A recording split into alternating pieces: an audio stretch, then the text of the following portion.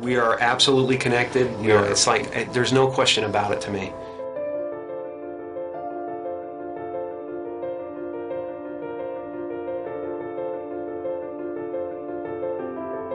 There's no separation. That's been physically proven by science.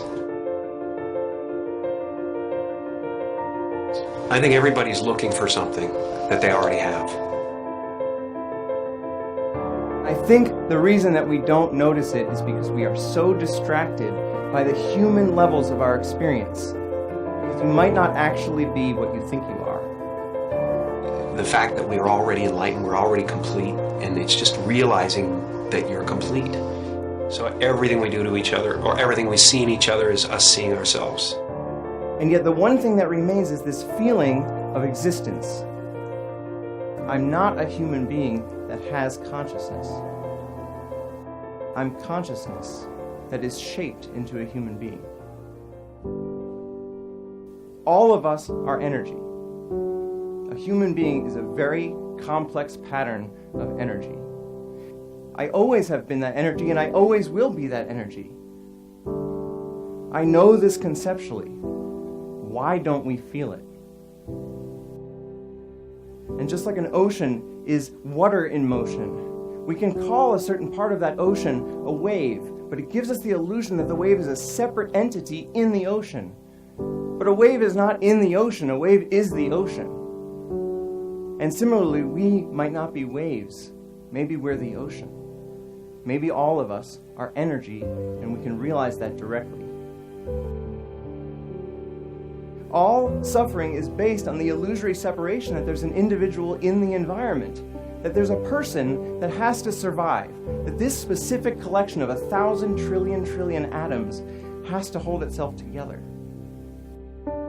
But if I realize directly that I am energy, and I realize that the body and the mind are a temporary manifestation of that energy, then I can fully accept the death of the body and mind as something that does not happen to me, because I was always energy and I always will be.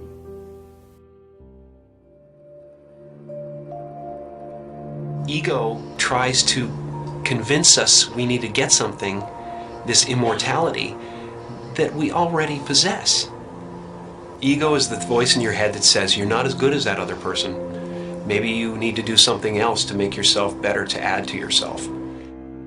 You know, and that's what it constantly is doing. It's trying to keep you from being you and me right now, loving this and loving this life. Once you realize you're complete, then this life and everything in it becomes a play of form, something to toy with and play with and make something good out of, and it really isn't to be worried about. It's to have fun with. You know, everyone is looking for God. And everyone is God, and that everyone is it. It's just now, what do you want to do? And once you realize that, then there's nothing you need. It's just play. You know, nothing you do is going to add anything to you. Right. And nothing you do is going to take anything away from you. So there really is nothing to do except play. And so the only moment that mattered to us was right now. I think this experience is so important and powerful that every religious tradition at its core has been trying to convince us of its importance. And if it's true, if the true end of all human psychological suffering is actually possible, it is the most important thing science could be studying. Maybe it's possible that within our lifetimes we could actually eradicate human suffering. And what would the world look like then if every single one of us felt complete, felt whole, and felt interconnected? When you let go of individual survival, all of your priorities change because you actually see the entire world as your body. You see the suffering of others as your own suffering, and you want to help.